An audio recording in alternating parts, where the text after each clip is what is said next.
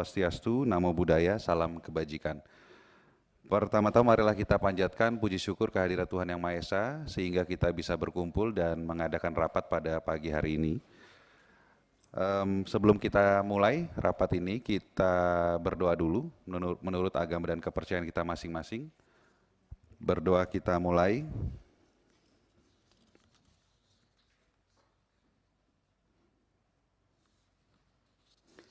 Selesai. Pada saat ini yang mengikuti rapat secara tatap muka dan virtual berjumlah 26 anggota dari 50 anggota Komisi 9 DPR RI, maka sesuai dengan ketentuan tata tertib DPR RI, rapat sudah dinyatakan quorum dan kita nyatakan terbuka untuk umum. Mengenai waktu rapat, saat ini sudah pukul 10.30, apabila bisa disepakati kita sepakati sampai pukul 12 ya Bapak Ibu. Setuju? Kalau tidak cukup nanti kita tambah lagi. Setuju ya Bapak Ibu ya? Adapun acara rapat pada hari ini adalah progres implementasi Inpres nomor 2 tahun 2021 tentang optimalisasi pelaksanaan jaminan sosial ketenagakerjaan dan Inpres nomor 1 tahun 2022 tentang optimalisasi pelaksanaan program jaminan kesehatan nasional bagi pekerja migran Indonesia. Untuk itu kami persilakan terlebih dahulu kepada Saudara Ketua Dewan Jaminan Sosial Nasional, dilanjutkan Saudara Kepala Badan Pelindungan Pekerja Migran Indonesia, dilanjut Saudara Direktur Utama BPJS Ketenagakerjaan, lalu Saudara Direktur Utama BPJS Kesehatan untuk bisa menyampaikan paparan. Ya. Sebelumnya kita sepakati dahulu bahwa paparan tidak lebih dari 15 menit ya untuk bisa menghemat waktu karena atau 10 menit. 10 menit saja ya Bapak Ibu ya, karena ini jumlah tamu undangan cukup banyak. Kita sepakati 10 menit ya untuk para tamu undangan untuk bisa menyampaikan paparan. Baik, pertama kami persilakan Pak Andi, ya, Ketua Dewan Jaminan Sosial Nasional ya, untuk bisa menyampaikan paparan. Silakan Pak. Terima kasih. Bismillahirrahmanirrahim. Assalamualaikum warahmatullahi wabarakatuh. Selamat pagi. Salam sejahtera, Om Swastiastu, Namo Buddhaya, salam kebajikan. Yang terhormat Bapak Ibu pimpinan Komisi 9, Bapak Ibu anggota DPR Komisi 9, Bapak Kepala BP2MI, kemudian Bapak Dirut BPJS Jamsostek dan juga Bapak Dirut BPJS Kesehatan, pimpinan Apkasi yang belum hadir ya. Izinkan Bapak melaporkan beberapa hal terkait masalah Inpres. Sebagai atau PKDP hari ini memang pemerintah telah menerbitkan 2 Inpres, yakni Inpres nomor 2 tahun 2021 dan Inpres nomor 1 tahun 2022 dalam rangka optimalisasi program jaminan sosial ketenagakerjaan dan juga optimalisasi program jaminan kesehatan nasional.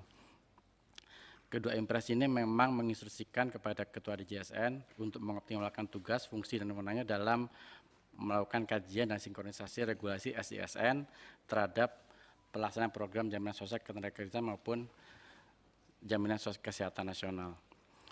Nah, untuk mengoptimalkan itu sebenarnya di pemerintah dibentuk tim koordinasi Bapak Ibu sekalian untuk pelaksanaan Inpres nomor 2 tahun 2021 dan Inpres nomor 1 tahun 2022 melalui Kepmenko PMK, di mana di dalamnya terdapat teman-teman dari Sekretariat Kabinet, Kemenko PMK, Kantor Staf Presiden, untuk mengawal renaksi pelaksanaan Inpres tahun 2021 dan 2022, di mana nanti capaiannya akan dilaporkan oleh masing-masing kementerian lembaga setiap triwulan kepada Bapak Presiden.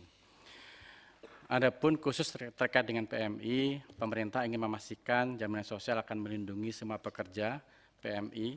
Untuk itu, pemerintah telah menginstruksikan KL terkait untuk optimalisasi pelaksanaan jaminan sosial termasuk bagi PMI dalam Inpres nomor 2 tahun 2021 untuk Jamsosnaker dan Inpres nomor 1 tahun 2022 untuk JKN. Bapak Ibu sekalian, dalam Inpres 2 tahun 2021 dan Inpres 1 tahun 2022 yang terkait dengan PMI, untuk Kepala BP2MI hanya ada di Inpres nomor 1 Pak, tentang optimalisasi JKN. Namun demikian, terdapat juga KL lain yang ditugaskan dalam hal PMI. Yang pertama adalah Menaker, di situ ditugaskan melakukan diseminasi dan pelayanan pendaftaran serta pembayaran jaminan sosial ketenagakerjaan bagi pekerja migran Indonesia yang berada di luar negeri. Yang kedua, Menteri Luar Negeri ditugaskan untuk memberikan dukungan sarana dan prasarana dalam rangka optimalisasi pelaksanaan program jaminan sosial ketenagakerjaan bagi pekerja migran Indonesia yang berada di luar negeri. Sedangkan untuk kami, Pak, untuk Kota Jaya sendiri adalah kami melakukan kajian dan sinkronisasi regulasi SJSN terhadap pelaksanaan program jaminan sosial ketenagakerjaan. Adapun untuk Impres nomor 1 tahun 2022, memang di situ secara spesifik ada penugasan untuk PMI, baik bagi DJSN maupun Kepala BP2MI. Untuk DJSN sama, Pak, melakukan kajian dan sinkronisasi regulasi, termasuk juga ada Menteri KKP di situ, Menteri Kelautan dan Perikanan untuk memastikan nelayan, awak kapal perikanan, pembudidaya ikan, petambak garam, pengolah ikan, dan pemasar ikan untuk merupakan peserta aktif dalam program JKN. Hal ini terutama diutamakan bagi pekerja awak kapal. Dalam pelaksanaan Impres nomor 1 tahun 2022, Bapak Ibu sekalian, melaporkan bahwa memang Kepala BP2MI telah mengeluarkan Impres BP2MI nomor 1 tahun 2022 tentang optimalisasi pelaksanaan program jaminan kesehatan nasional pekerja migran yang diterbitkan pada tanggal 28 April tahun 2022 yang mengamanatkan pada para deputi, direktur dan kepala UPT BP2MI salah satunya untuk berkoordinasi dengan pelaksana penempatan PMI mengenai kewajiban PMI yang ditempatkan untuk menjadi peserta aktif selama 6 bulan di luar negeri. Namun demikian memang masih ada kendala karena pengaturan teknis terkait hal ini belum terbit, terutama untuk Permenkesnya.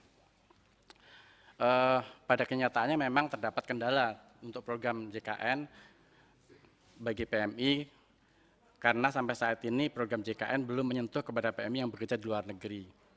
Sebagai tindak lanjut dari kondisi tersebut, sebenarnya Kepala Staf Kepresidenan telah menyampaikan surat nomor B39 KSK nomor 9 2022 perihal permohonan penetapan Permenkes sebagaimana amanat PP nomor 56.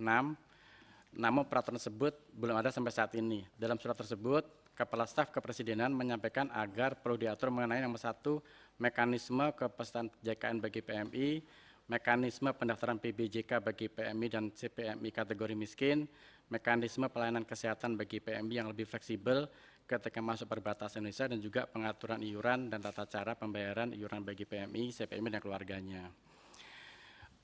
Bapak Ibu sekalian, untuk penempatan PMI saat ini memang masih didominasi di Saudi Arabia. Untuk next slide, sebagaimana kita lihat di halaman 2, memang saat ini kita lihat penempatan PMI masih didominasi di Saudi Arabia, Thailand, dan Malaysia, di mana sekitar 40% merupakan housemaid yang mayoritas PMI yang merupakan perempuan dan sebagian besar berstatus informal. Oleh karena itu perlu perlindungan sosial yang proven. Dan juga sekitar 60% dari PMI merupakan pekerja informal dan perempuan. Slide selanjutnya, kalau kita lihat berdasarkan skema penempatannya, sampai saat ini penempatan PMI masih didominasi oleh skema penetapan perusahaan penempatan PMI atau P2P, yang merupakan kerjasama antar perusahaan ada sekitar 83,8%. Dan ini merupakan potensi untuk optimalisasi program jaminan sosial. Berdasarkan data dari BPS Ketenagakerjaan, kepesertaan PMI justru menurun setelah Impres nomor 2 2021.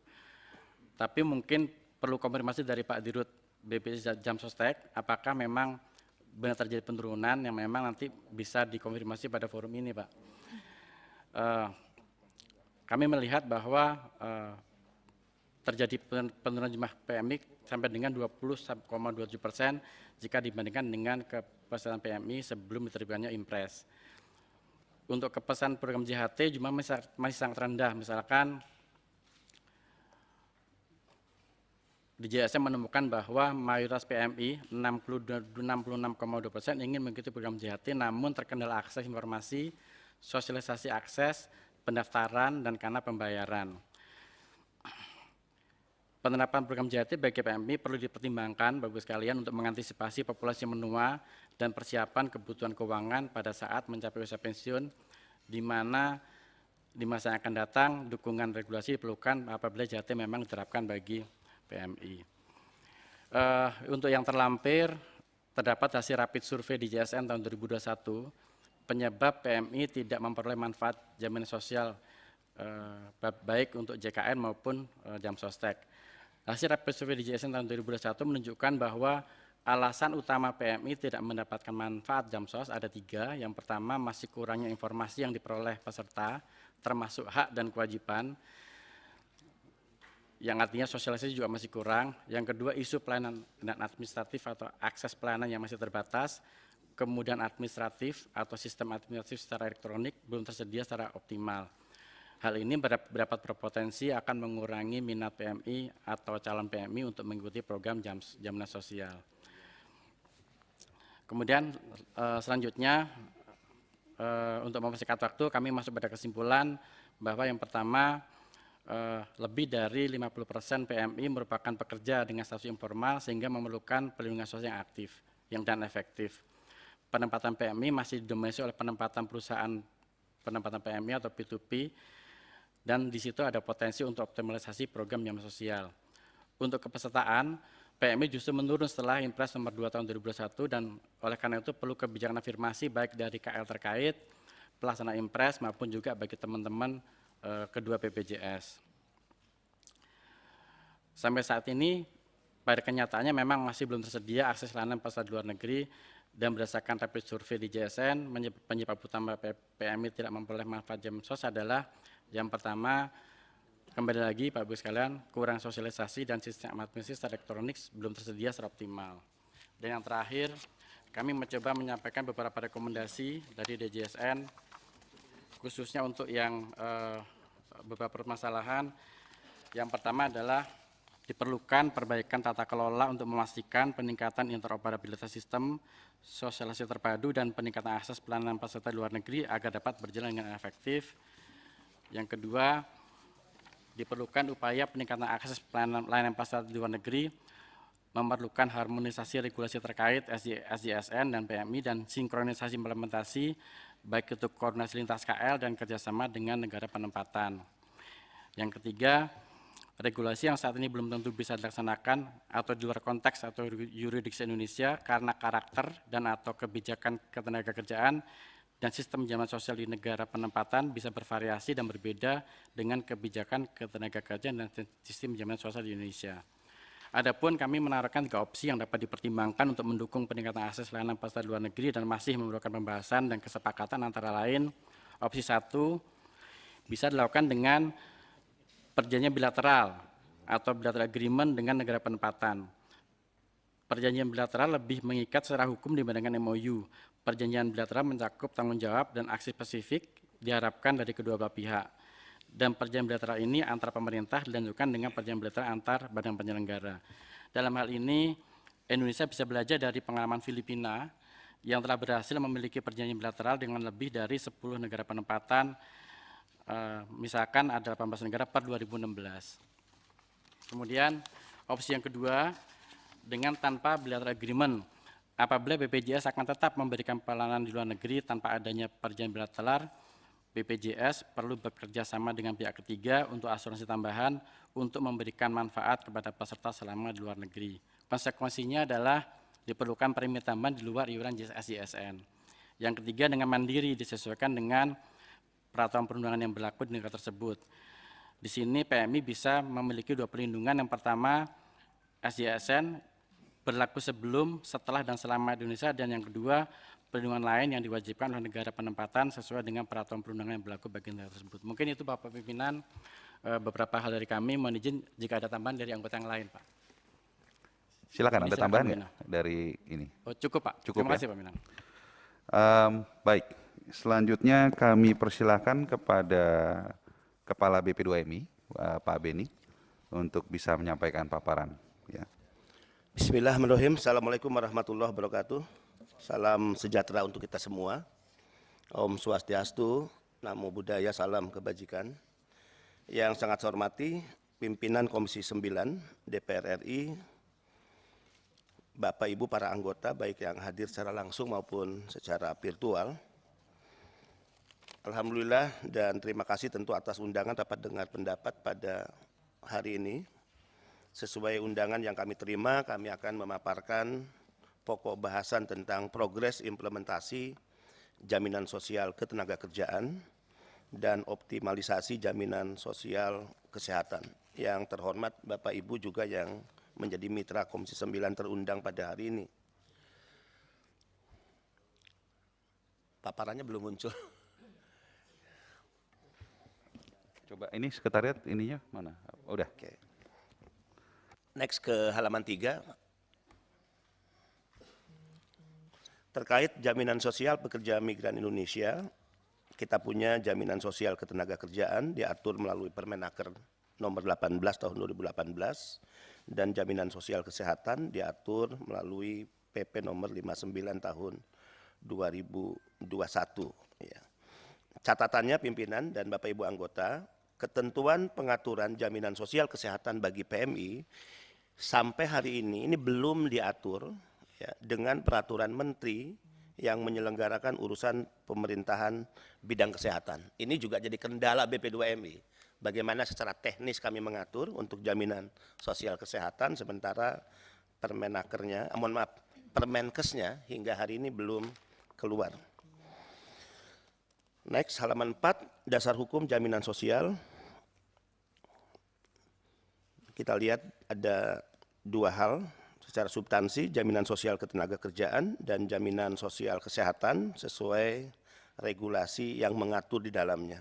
Tentu saya tidak akan menyampaikan satu persatu. Next ke halaman 5. Pembagian tugas dan kewenangan, tanggung jawab kementerian dan badan, sangat jelas, tegas. Kemnaker RI menyusun norma dan standar mengenai NSPK, norma standar prosedur dan kriteria. Ini diamanatkan pasal 29 dan pasal 45 huruf A Undang-Undang nomor 18 2017. Tugas, kewenangan dan tanggung jawab Kemenkes RI menyusun norma dan standar mengenai NSPK, norma standar prosedur dan kriteria. Ini diamanatkan di PP nomor 59 tahun 2021 pasal 29 ayat 1, 2 dan 3 dan 5 Undang-Undang 18 2017 dan PP nomor 59 tahun 2021 pasal 10 ayat 3. BP2MI tugasnya melakukan pengawasan pelaksanaan pelayanan jaminan sosial.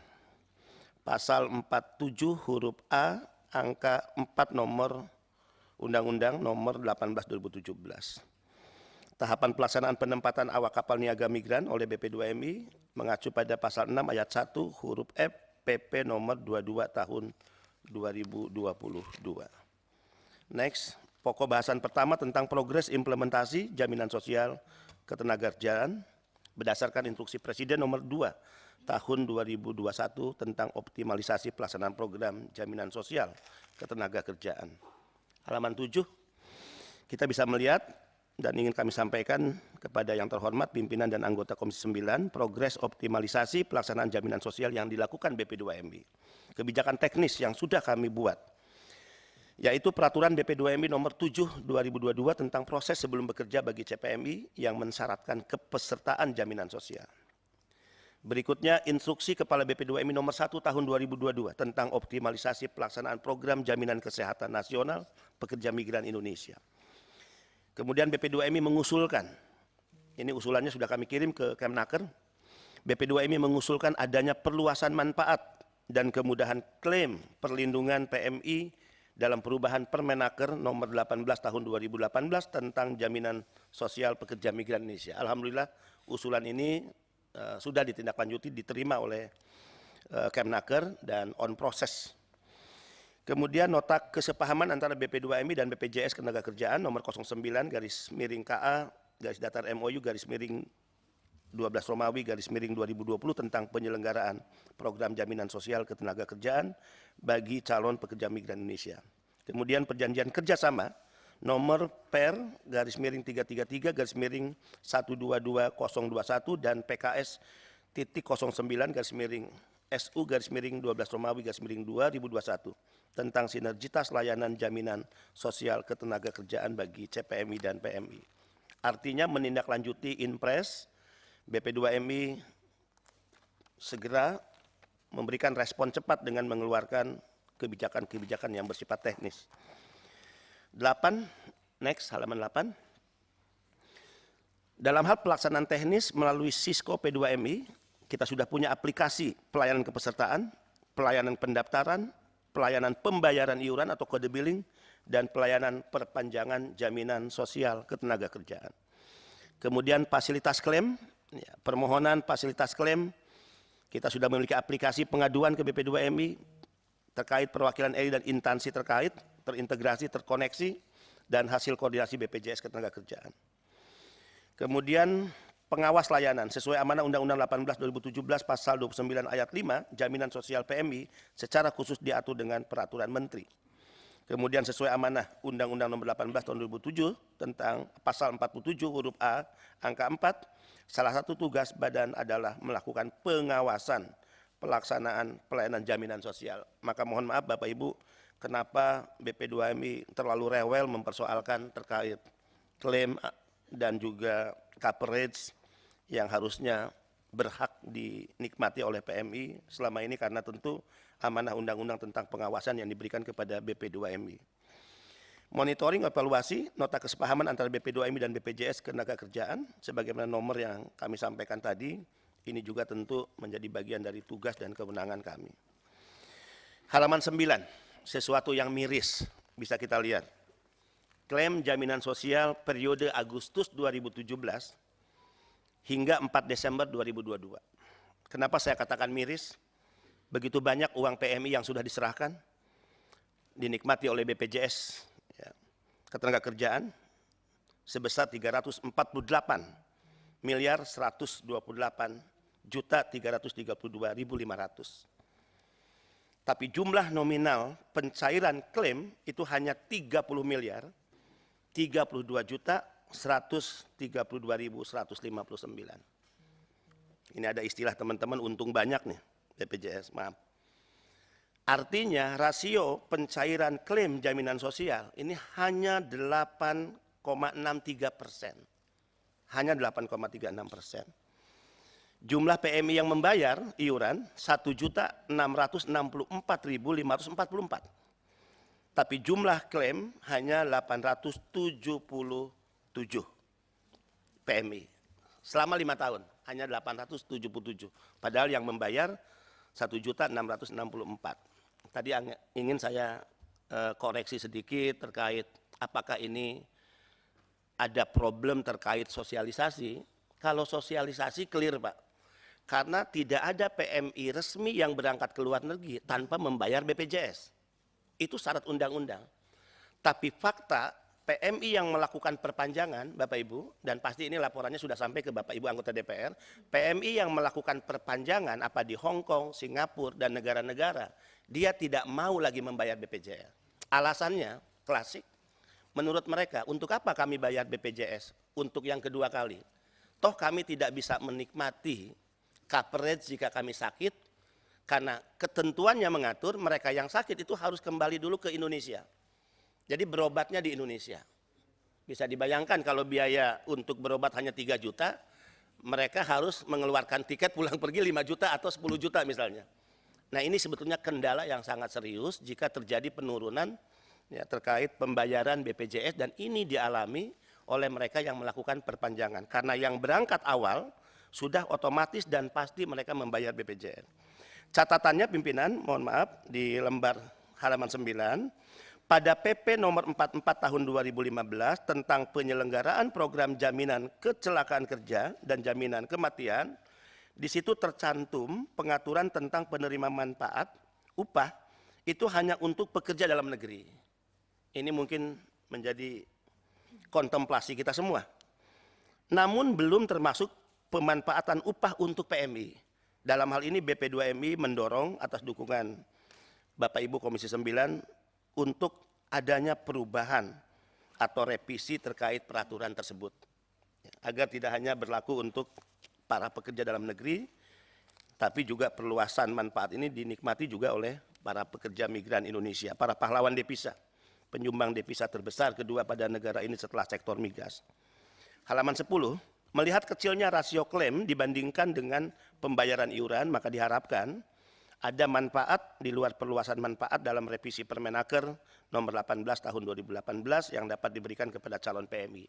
Dan alhamdulillah Ibu Menaker sangat responsif melihat situasi ini, melihat juga laporan-laporan dari masyarakat dan informasi bahwa revisi Permenaker nomor 18 2018 sedang dikerjakan oleh teman-teman di Kementerian Ketenagakerjaan. Satu contoh misalnya, ya satu contoh.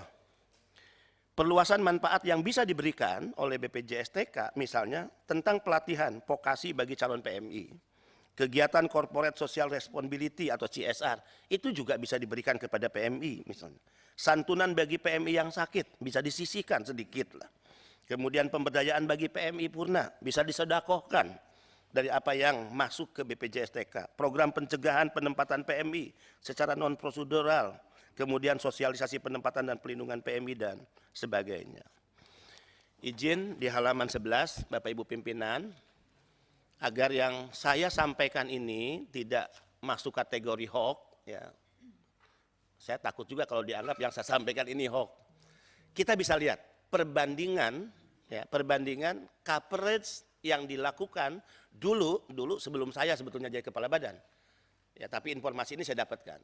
Yang di cover oleh konsorsium asuransi dibandingkan dengan yang di cover oleh asuransi ketenagakerjaan. Dulu ada 3 item yang di cover dan BPJS-TK hanya mengcover 10 item dan itu pun nilainya berkurang jauh. Ini jadi bahan yang bisa nanti kita lihat bersama bahwa telah terjadi penurunan yang sangat signifikan coverage terhadap pekerja migran Indonesia jauh dibanding dengan yang di-cover oleh konsorsium dulu dan apa yang di-cover oleh BPJS-TK.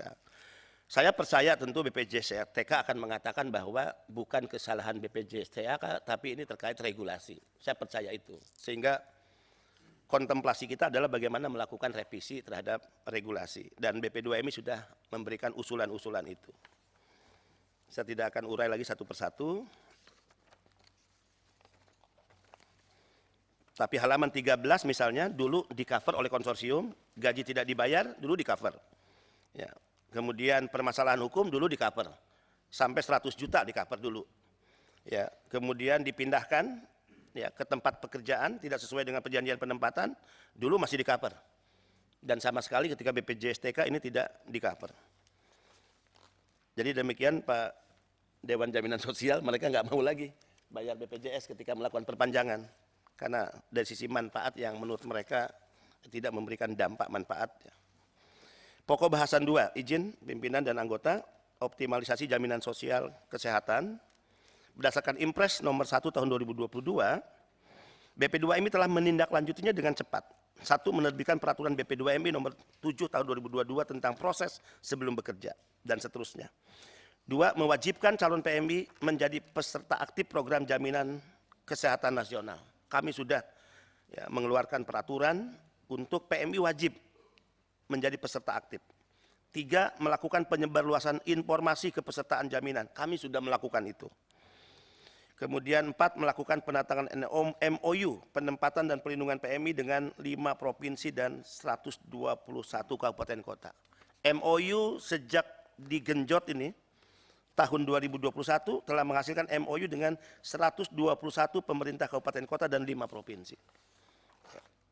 Jadi sosialisasi yang kami lakukan sudah sangat cepat dan masif. Berikutnya kendala dan rekomendasi pelaksanaan jaminan sosial ketenagakerjaan. Saya percepat. 1. Kendala banyak PMI tidak melakukan perpanjangan BPJS ketenagakerjaan di negara penempatan karena tidak merasakan manfaatnya. Rekomendasi kami mendorong revisi Permenaker 18 yang saya katakan tadi dan alhamdulillah ini sedang berproses atau on proses. 2. Kendala. Ada persyaratan lain di luar Permenaker nomor 18 tahun 2018 saat pengajuan di cabang BPJS ketenagakerjaan. Rekomendasinya standarisasi pelayanan pengajuan klaim di setiap cabang BPJS. Izin karena Kepala BPJS TK hadir di sini, ya. Ini ada aturan-aturan tambahan di cabang-cabang, Pak. Jadi berbeda. Ini yang mempersulit juga pelaksanaan secara implementatif di lapangan. Ya. Mungkin perlu standarisasi atau instruksi yang lebih tegas lagi pada cabang-cabang agar tidak memasukkan syarat-syarat tambahan. 3. Kendala Ya, BP2MI kesulitan melakukan pengawasan pelaksanaan layanan klaim BPJS Ketenagakerjaan secara real time. Rekomendasinya agar integrasi kanal layanan klaim BPJS Ketenagakerjaan atau e-claim ini dilakukan terkoneksi, terintegrasi dengan Sisco P2MI yang sampai hari ini belum. 4, kendala adanya ketidakseragaman persyaratan pengajuan klaim. Apa yang diatur oleh pusat berbeda dengan daerah dan belum ada kejelasan SOP. Rekomendasi memastikan adanya standarisasi pelaksanaan pengajuan klaim. 5, kendala resiko CPMI dan PMI yang tidak tercover oleh BPJS Ketenagakerjaan dalam Permenaker 18 tahun 2018. Rekomendasi segera diterbitkan revisi Permenaker dan tadi on proses. Kendala rekomendasi pelaksanaan jaminan sosial kesehatan. Ini penting bagi kita semua. Kendalanya adalah belum adanya peraturan mengenai jaminan sosial kesehatan PMI yang diatur dalam peraturan menteri yang menyelenggarakan usulan pemerintahan bidang kesehatan. Rekomendasi tentu harapan atas dorongan Bapak Ibu pimpinan dan anggota Komisi 9, kami menginginkan dengan segera kiranya bisa diterbitkan peraturan menteri kesehatan yang menyelenggarakan usulan pemerintahan kesehatan terkait jaminan sosial kesehatan. Terhadap Inpres nomor 2 tahun 2021 tentang optimalisasi pelaksanaan program jaminan sosial ketenagakerjaan, mendorong revisi Inpres nomor 2 tahun 2021 dengan mencantumkan BP2MI sebagai pihak yang diinstruksikan dalam penjaminan pelaksanaan program jaminan sosial ketenagakerjaan untuk menjamin pelindungan kepada PMI. Nah ini kan BP2MI-nya tidak disebut. Kemudian untuk Inpres nomor 1 tahun 2022 tentang optimalisasi pelaksanaan program jaminan kesehatan nasional, BP2MI mendorong diterbitkannya peraturan menteri yang menyelenggarakan urusan pemerintahan bidang kesehatan terkait kepesertaan jaminan kesehatan nasional atau JKN bagi PMI. Demikian Bapak Ibu pimpinan, terima kasih. Waluhul muwafiq ila aqwamit thoriq. Wassalamualaikum warahmatullahi wabarakatuh. Terima kasih Pak Kepala BP2MI. Ini banyak sekali masukan yang sangat krusial ya. Perlu diketahui Komisi 9 DPR RI pada 16 November yang lalu sudah memutuskan untuk membentuk panja pengawasan terhadap pelindungan pekerja migran Indonesia, dan mungkin dalam rapat-rapat panja kita akan mengundang pihak terkait seperti Menteri Kesehatan ya untuk bisa segera merealisasikan adanya aturan terkait dengan regulasi ya, JKN untuk PMI ya, termasuk kepada Menteri Ketenagakerjaan ya untuk merevisi aturan terkait sehingga bisa mengakomodir pekerja migran Indonesia di luar negeri. Baik, selanjutnya kami persilahkan kepada Bapak Direktur Utama BPJS Ketenagakerjaan, Pak Anggoro, silakan untuk bisa menyampaikan paparan. Baik, terima kasih Bapak Pimpinan.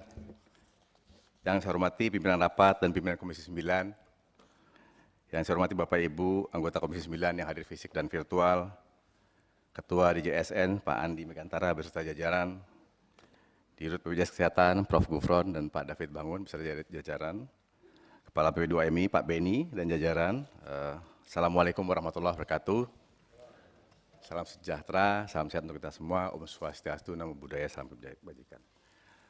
Bapak pimpinan, terima kasih kami diundang untuk acara hari ini untuk menjelaskan beberapa hal terkait dengan Inpres 2 2021 yang khususnya terkait PMI. Slide berikutnya. Sesuai dengan agenda, kita akan sampaikan isi Inpres 2 2021 dan juga yang terkait dengan PMI. Yang pertama, isi dari Inpres 2 2021 itu instruksi Presiden kepada 19 kementerian, 5 lembaga, 34 gubernur dari 514 bupati dan wali kota. Yang isinya adalah mengambil langkah-langkah yang diperlukan sesuai tugas, fungsi dan kewenangan untuk optimalisasi jaminan sosial ketenagakerjaan. Itu intinya. Yang terkait PMI, kalau kita lihat ada 2 paling tidak kementerian yang terkait. Kementerian Luar Negeri, tadi sempat juga sudah disampaikan oleh Bapak Ketua DJSN, yang tugasnya terkait PMI khususnya adalah memberikan dukungan sarana dan prasarana dalam rangka optimalisasi pelaksanaan program jalan sosnaker bagi PMI yang berada di luar negeri. Ini perlu kami highlight karena tadi juga ada beberapa masukan dari Pak Beni yang mungkin nanti bisa juga kita respon dengan beberapa fungsi-fungsi ini. Yang kedua terkait Kementerian Tenaga itu melakukan diseminasi dan pelayanan pendaftaran serta pembayaran program jasa sosnaker bagi PMI yang berada di luar negeri. Nah ini kenapa kita sampaikan supaya kita dalam diskusi nanti dudukan hukumnya jelas dan fungsinya jelas. Kami sampaikan juga berikutnya Tadi ada pertanyaan dari Bapak Ketua DJSN setelah Inpres, kenapa kok malah turun gitu PMI-nya? Memang kalau lihat data, karena pada saat Inpres itu keluar 2021, itu masih masa COVID, masih ada beberapa moratorium di beberapa negara tujuan, sehingga jumlah peserta itu turun. Karena seperti tadi disampaikan Pak Beni, setelah 2 tahun mereka nggak memperpanjang ya Pak ya. Jadi turun, yang sudah di sana itu turun. Tetapi kalau kita lihat dari bulan Mei sampai dengan November ini sudah mulai naik lagi. Jadi kalau dari Desember 2001 sampai dengan Mei itu turun 14%, mulai Juni sampai dengan November hari ini itu naik 46%. Tentu saja karena tadi beberapa negara kembali dibuka, Taiwan, Malaysia, dan Hong Kong. Tentu Pak Beni yang lebih tahu. Jadi kalau kita lihat dari bulan per bulan itu mengalami kenaikan. Kalau ini fokus pada PMI, tapi kalau konteks Inpres 2 2001, bagaimana dampaknya terhadap kepesertaan, hari ini kepesertaan kita TK aktif kita 36 juta TK aktif. Pada saat Inpres 2 keluar, bulan Maret 2021, itu TK aktif kita adalah 29 juta. Jadi tumbuh 6 juta setelah Inpres keluar.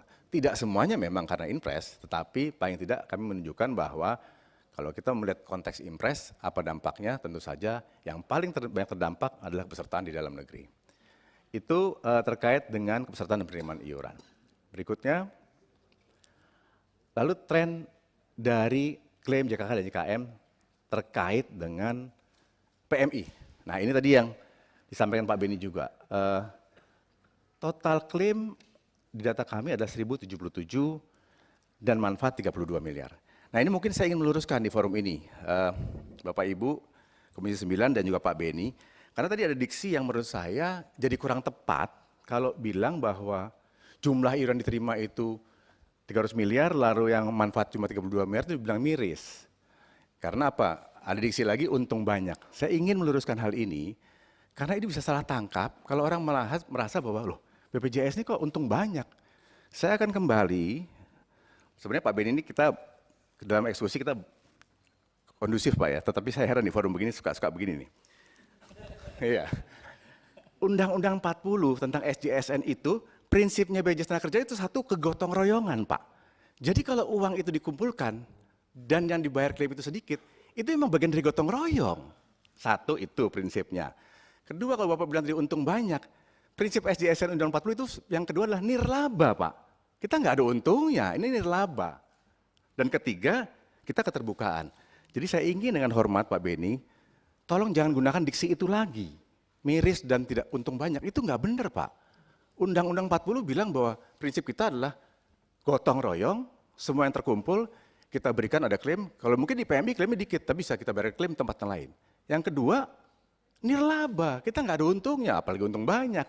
Dan yang ketiga, keterbukaan. Nah itu Pak, jadi sebagai teman dalam eksekusi, saya mohon diluruskan supaya nanti kalau ada media nulis tuh, wah BPJS untung banyak, nggak benar itu. Ya. Berikutnya. Nah, apa tantangan dan upaya? Betul, kita akan perbaiki, sesuai dengan fungsi kita akan perbaiki bersama-sama tentu saja penempatan petugas dan pembukaan kanal di layanan kedutaan. Tadi ada masukan juga dari DJSN bahwa perlu adanya kemudahan. Walaupun tadi kalau kami baca di depan tadi itu bagian dari tugas bersama dengan Kementerian Tenaga Kerja. Dan juga Kemenlu karena kaitan kedutaan. Kedua, keterbatasan kanal di negara penempatan. Lagi-lagi tadi kita butuh juga bantuan dukungan, nanti di belakang kita tunjukkan apa butuhnya kita di Kemenlu dan Kemenaker untuk kita bisa punya presence di sana.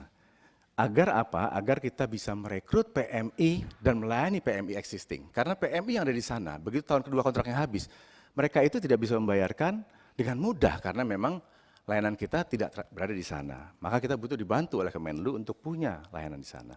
Apa yang sudah kita lakukan? Sosialisasi kedua negara bersama atas ketenagakerjaan. Dan juga 344 kantor P3MI. Nah tadi saya sampaikan tadi, kita di lapangan ini kok, harmonis kok gitu ya Pak. Jadi kerjasama ada banyak. Kerjasama G2G dengan Malaysia, Taiwan, dan Korea. Lalu karena daftar bayar untuk PMI dan juga iklim, tadi mungkin belum smooth, ayo kita perbaiki.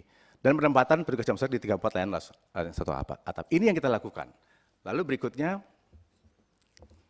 nah ini progres terkait dengan kanal layanan PMI. Yang kita dorong bersama, tentu saja juga pasti bersama-sama dengan BP2MI. Di Taiwan itu dukungan pemerintah sudah diberikan dengan KDEI untuk dukungan persyaratan untuk mandatori pesertaan. Jadi peserta yang datang perpanjangan kontrak lapor diri dimandatorikan oleh KDEI. Artinya tadi kalau peserta yang 2 tahun habis kontrak, begitu mau perpanjangan kontrak, mereka lapor diri dan harus diwajibkan untuk menjadi peserta. Ini salah satu bantuan dari dukungan pemerintah. Karena layanan apa yang sudah di Taiwan itu pendaftaran terintegrasi dengan BPDOMI dan juga terintegrasi di channel-channel pembayaran. Di sana layanannya kita kerjasama dengan mitra dari BNI yaitu Indosuara untuk bisa menerima pembayaran. Lalu akses klaim tadi dengan iklim PMI. Di Korea kita sudah bicara banyak dengan KBRI untuk kita bisa punya counter layanan di sana. Namun memang belum terrealisasi karena masih menunggu persetujuan dari Kemenlu. Jadi apa yang mau kita lakukan di sana, pendaftaran online melalui website itu bisa, lalu juga penanganan kanal di dalam negeri. Plus untuk unit layanan karena tadi belum dapat persetujuan, maka kita belum bisa menyediakannya. Jadi kita butuh bantuan juga. Di Malaysia, Kemenaker sudah ada MOU tentang pekerja migran domestik, yaitu pembantu rumah tangga. Kami follow up, setelah itu kami datang ke Malaysia kerjasama dengan SOKSO untuk bikin MOC. Supaya apa? Supaya pendaftarannya lebih mudah, dan juga kita bersama dengan Bank Mandiri, dengan Mandiri Remittance yang ada di Malaysia, agar bisa pembayaran di sana. Dan kita juga dalam proses kerjasama untuk penjajakan dengan SOKSO, membuka kantor cabang service desk kita di kantor-kantor SOKSO, karena kita di Malaysia cukup banyak. Nah ini paling tidak progres dari yang kita lakukan, tentu saja belum sempurna, tetapi kita akan dorong terus, karena di 3 tempat ini kita lihat jumlah pekerjanya cukup banyak. Jadi kita fokus pada yang banyak-banyak dulu saja. Berikut. Nah, contoh upaya yang kita lakukan tadi sosialisasi edukasi, program dan manfaat Jam Sosnaker, betul tadi masukannya kurang edukasi, mari kita edukasi bersama-sama, kita akan dorong terus, lalu asistensi untuk pembayaran dan kemudahan iuran. Tentu saja ada beberapa target yang waktu dekat, kita juga punya rencana tanggal 10 nanti ada rencana untuk bicara dengan satu perusahaan yang di dekat kita di Malaysia, itu dengan Mandiri Remittance kita bicara mengenai sosialisasi dan penanganan klaimnya. Paling tidak itu yang bisa kita lakukan untuk negara-negara yang peserta besar. Berikut. Nah, ini tadi Pak Beni sudah sampaikan tuh, saya coba simplify saja, nanti kita bisa diskusi banyak. Jadi, yang disampaikan tadi, asuransi konsorsium itu 14 manfaat perlindungan dengan premi 400.000. Permenaker 18/2018 itu 18 manfaat 370.000. Sekarang sedang berlangsung pembahasannya menuju ke 25 manfaat dengan iuran yang sedang dibahas. Lalu apa isinya? Paling tidak ada 7 manfaat baru di sana. Untuk terkait dengan sakit kecelakaan kerja, home care, alat bantu dengar, kacamata, PHK sepihak bukan karena permintaan PMI, ditempatkan tidak sesuai kontrak, dan santunan pemerkosaan. Ini paling tidak yang sedang dibahas manfaat barunya. Jadi kenapa di 18 ke 25 itu 7 yang baru yang itu bawahnya. Lalu di dalam 18 itu sendiri, itu ada 9 manfaat yang mengalami kenaikan. Santunan kematian JKM yang naik, santunan berkala naik, beasiswa naik, gigi palsu, transportasi JKK, gagal berangkat, gagal ditempatkan, PHK, dan kedaluarsa klaim. Jadi yang sedang dibahas oleh Kemenaker itu kalau kami lihat itu sudah semakin membaik, baik dari sisi manfaatnya, jumlahnya, dan juga besarnya manfaat. Itu saya coba simplify yang sedang dibahas. Berikut. Nah, kami mencoba menjelaskan lagi apa-apa yang memang bukan di ruang lingkup kami, yang tidak bisa kami tanggung. Yaitu terkait risiko masalah hukum, itu memang berdasarkan Undang-Undang 18, pendampingan, mediasi, advokasi, dan pemberian bantuan berhukum berupa fasilitasi jasa advokat oleh pemerintah pusat dan atau perwakilan Indonesia, serta perwakilan sesuai dengan hukum di negara setempat. Jadi, kalau terkait dengan tadi bantuan hukum, memang di konteks BPJS Tenagakerjaan, itu memang bukan menjadi kewenangan kami memang, bukannya kami tidak ingin. Lalu risiko upah tidak dibayar, uninsurable risk itu berdasarkan Undang-Undang 18, setiap CPMI dan PMI memiliki hak memperoleh upah sesuai dengan standar dan berlaku dengan tujuan atau perjanjian kerja. Nah ini risiko upah tidak dibayar. Yang ketiga risiko sakit bukan karena kecelakaan kerja, tadi sudah dibahas juga, mungkin lebih kepada BPJS Kesehatan. Ya ini kira-kira yang selama ini mungkin ditujukan kepada kami klarifikasi bahwa ini adalah bagian-bagian tugas kita masing-masing, tetapi kita akan berusaha maksimal untuk bisa memberikan terbaik buat PMI. Berikut. Nah ini slide terakhir kami, kesimpulannya kami butuh dukungan dari Kemenlu dan Kedutaan untuk bisa memberikan tempat perwakilan kita untuk melayani di negara penempatan. Karena kita nggak bisa kalau nggak ada G2G-nya. Kita sudah jajaki dengan Korea, nggak bisa, harus ada G2G-nya. Pak Dubes semangat sekali tapi belum ada izinnya. Yang kedua, dukungan Kemenaker untuk percepatan tadi yang disampaikan oleh Pak Beni sampaikan, revisi yang tadi, yang menjadi 25 manfaat itu. Kita dorong sama-sama. Jadi itu porsi kami, dan itu kebutuhan dukungan kami yang kami sampaikan kepada Bapak Ibu yang terhormat di Komisi 9. Saya rasa itu dari kami, Bapak Pimpinan, terima kasih.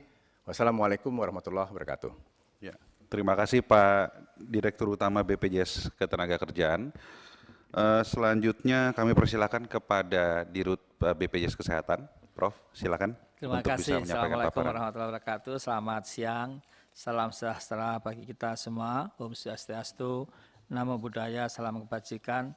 Salam sehat bagi kita semua. Yang kami hormati dan kami banggakan pimpinan Komisi 9, Pak Charles Honoris, Pak Melki, dan Bapak Ibu semua pimpinan serta anggota Komisi 9 yang terhormat.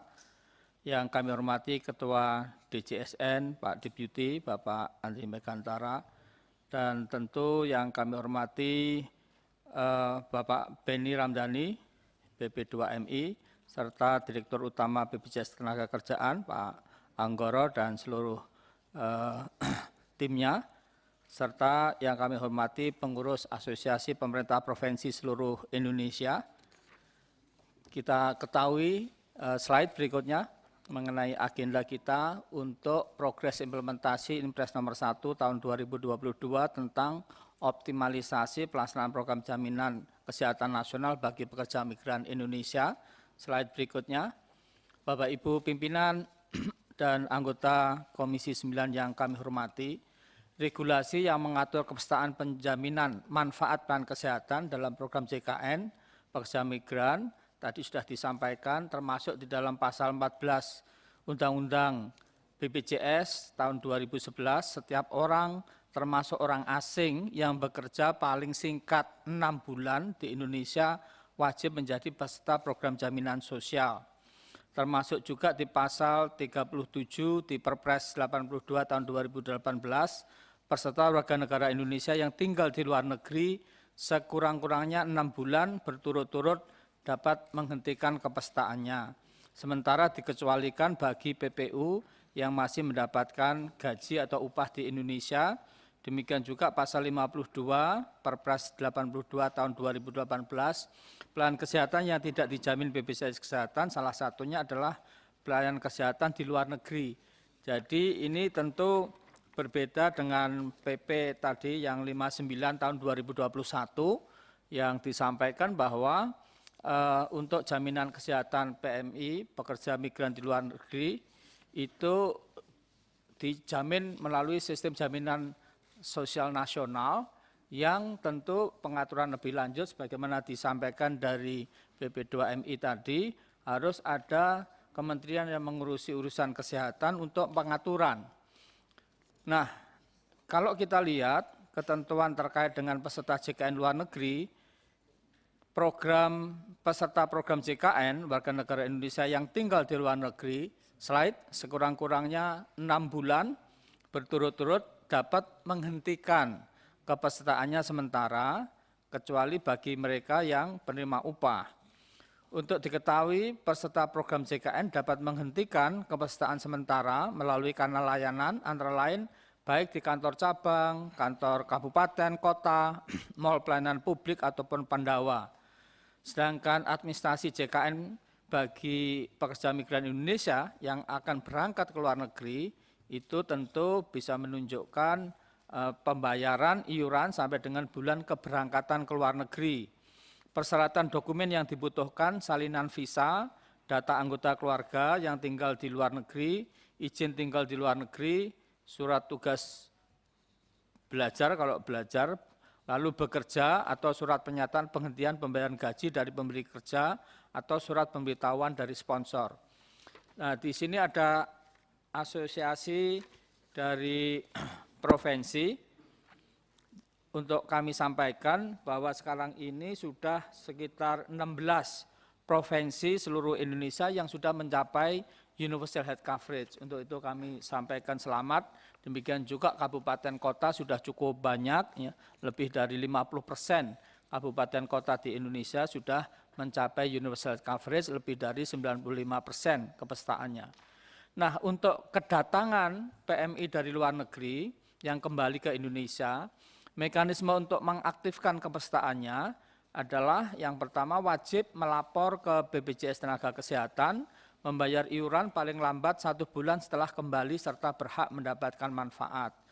Pelaporan dilakukan melalui kantor cabang, pelaporan dilakukan dengan menunjukkan dokumen kedatangan yang disahkan dari imigrasi. Lalu BPJS Kesehatan mengaktifkan kembali status kepestaannya sejak tanggal peserta melakukan pelaporan. Peserta yang telah kembali ke Indonesia tentunya wajib meneruskan pembayaran iuran sejak bulan kedatangan di Indonesia. Nah, kalau kita lihat instruksi slide berikutnya, Instruksi Presiden nomor 1 tahun 2022 tentang optimalisasi pelaksanaan program jaminan kesehatan nasional, yaitu diinstruksikan kepada 30 kementerian lembaga, termasuk di dalamnya adalah Badan Pelindungan Pekerja Migran Indonesia, instruksi kepada Badan Pelindungan Pekerja Migran Indonesia tadi telah disampaikan, mewajibkan calon pekerja migran menjadi peserta aktif program JKN. Mewajibkan pekerja migran Indonesia yang berada di luar negeri kurang dari 6 bulan untuk menjadi peserta aktif dalam program JKN. Nah, kemudian menyusun dan menetapkan regulasi teknik-teknik untuk mendukung pelaksanaan program JKN. Adapun rencana aksi tindak lanjut Inpres tersebut, peraturan Badan Perlindungan Pekerja Migran Indonesia terkait teknis pelaksanaan bagi pekerja migran Indonesia untuk mendukung pelaksanaan optimalisasi program JKN. Lalu juga sosialisasi manfaat JKN. Slide berikutnya. Nah, sebagai tindak lanjut rencana aksi, slide berikutnya. Oh ya, ini yang pertama BP2MI telah menerbitkan instruksi Kepala BP2MI tadi dan tadi sudah disampaikan. Intinya adalah mengambil langkah yang diperlukan dalam rangka optimalisasi program JKN pekerja migran Indonesia sesuai tugas, fungsi, dan kewenangan masing-masing secara terpadu dalam bentuk sosialisasi terkait kewajiban kepesertaan program JKN bagi pekerja migran Indonesia sesuai dengan ketentuan peraturan perundangan. Yang kedua, berkoordinasi dengan pelaksana penempatan pekerja migran Indonesia, perusahaan penempatan pekerja migran Indonesia dan perusahaan yang menempatkan pekerja migran Indonesia untuk kepentingan perusahaan itu sendiri mengenai kewajiban pekerja migran Indonesia yang ditempatkan untuk menjadi peserta aktif JKN selama 6 bulan di luar negeri atau selama penempatan. Berkoordinasi dengan Pemda untuk mendukung optimalisasi kepesertaan program JKN bagi PMI. Kedua, melakukan pengawasan terhadap penyelenggaraan program JKN bagi pekerja migran Indonesia, berkoordinasi dengan Badan Penyelenggara Jaminan Sosial Kesehatan, pemerintah daerah, pelaksana penempatan, dan pemangku kepentingan lainnya. Yang ketiga, melaksanakan instruksi ini dengan penuh tanggung jawab. Untuk slide berikutnya, Bapak Ibu pimpinan Komisi 9 yang kami hormati dan seluruh anggota Komisi 9, sebagai rencana aksi yang kedua yaitu berupa sosialisasi manfaat program JKN, BPJS Kesehatan telah melaksanakan sosialisasi kepada PMI dan berkontribusi sebagai narasumber pada kegiatan sosialisasi PMI di wilayah kawasan Eropa dan Timur Tengah pada bulan April. Sosialisasi program JKN PMI di wilayah kawasan Asia dan Afrika pada bulan Mei. Lalu rapat koordinasi dengan BP2MI pada bulan Juni 2022. Slide yang terakhir.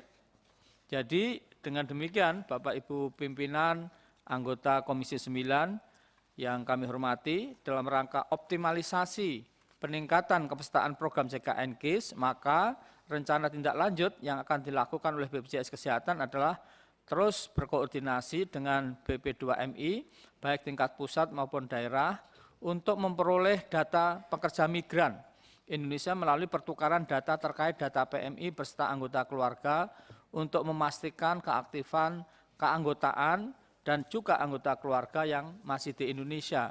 Dan sekali lagi sekarang ini sudah banyak yang mulai memahami, tetapi tentu dari sekian banyak pekerja migran ya, itu masih belum memahami secara lebih detail. Saya kira tugasnya tadi sudah kami sampaikan apa yang harusnya dan apa yang belum, termasuk keputusan Menteri Kesehatan yang lebih lanjut yang mengatur.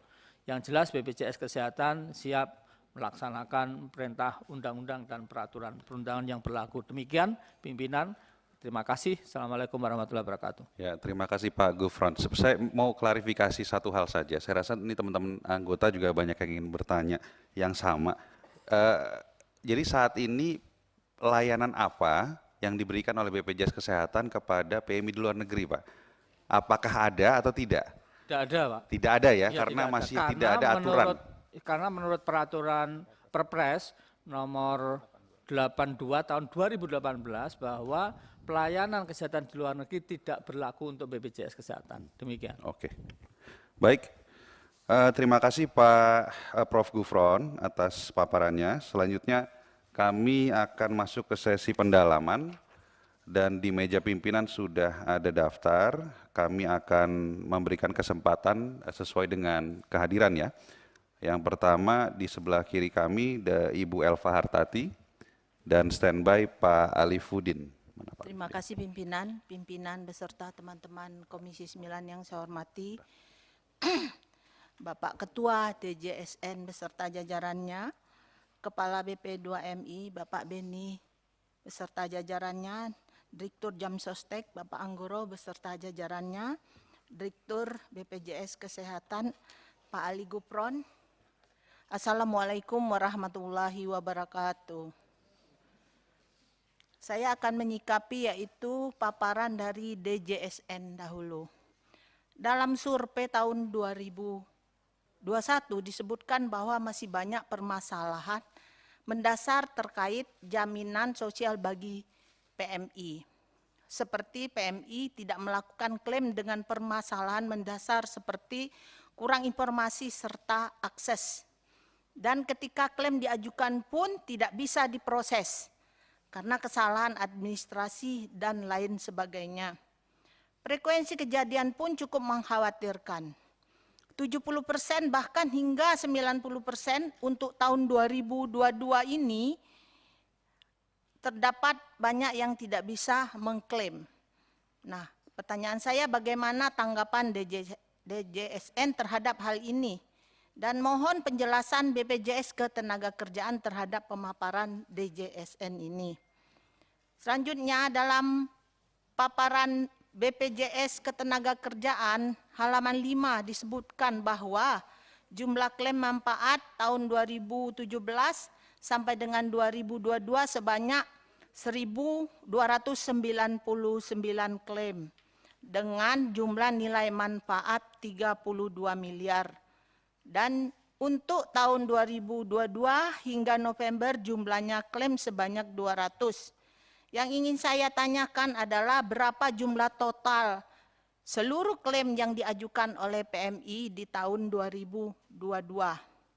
Serta berapa total klaim yang ditolak oleh BPJS Ketenagakerjaan dan serta apa klaim tersebut tidak bisa diproses ditolak sehingga mereka tidak bisa mengklaim. Mohon penjelasannya, Pak.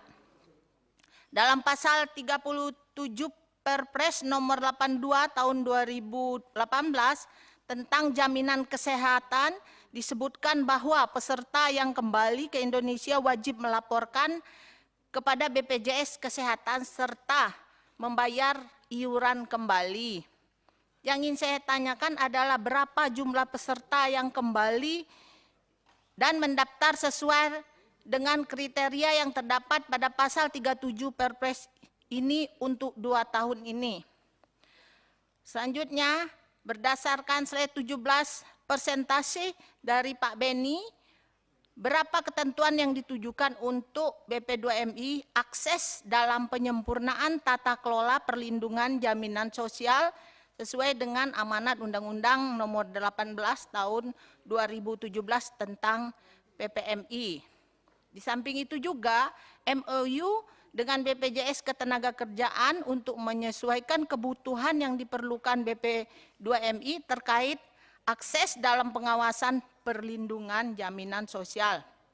Juga dalam Permenkes 18 2018 berapa ketentuan memberikan kewenangan pengawasan yang sama. Namun demikian pada slide 16, 17, 18, dan 19, Kepala BPMI menyampaikan permasalahan yang dihadapi dan rekomendasi yang diperlukan. Pertanyaan saya, apakah BP2MI telah melakukan fungsi pengawasan sebagaimana mestinya sesuai amanat Undang-Undang PMI? Mengapa justru rekomendasi BP2MI muncul untuk disampaikan kepada BPJS Ketenagakerjaan? Padahal rekomendasi tersebut ada dalam ranah kebijakan BP2MI. Selain rekomendasi BP2MI, pada slide 19, Kepala BPMI menyampaikan bahwa kedudukan BP2MI tidak diatur dalam Perpres, sehingga tidak dapat menjalankan kebijakan pengawasan dalam pelaksanaannya. Bukankah BP2MI memiliki tugas tersendiri dalam Undang-Undang PPMI yang lebih penting dioptimalkan? Terkait perbandingan kelebihan konsorsium asuransi dengan BPJS Ketenagakerjaan, bukankah saat ini tidak ada lagi konsorsium asuransi? Apakah Undang-Undang PPNI saat ini menurut BP2MI tidak memberikan kewenangan yang cukup memadai? Selanjutnya saya tadi melihat, nah ini saya mohon kepada pimpinan, karena catatan ini ya Pak ya, catatan ketentuan pengaturan jaminan sosial kesehatan bagi PMI belum diatur dengan peraturan menteri yang menyelenggarakan urusan pemerintah bidang kesehatan. Permenkesnya belum keluar, diminta Menteri Kesehatan segera mengeluarkan Permenkes tersebut.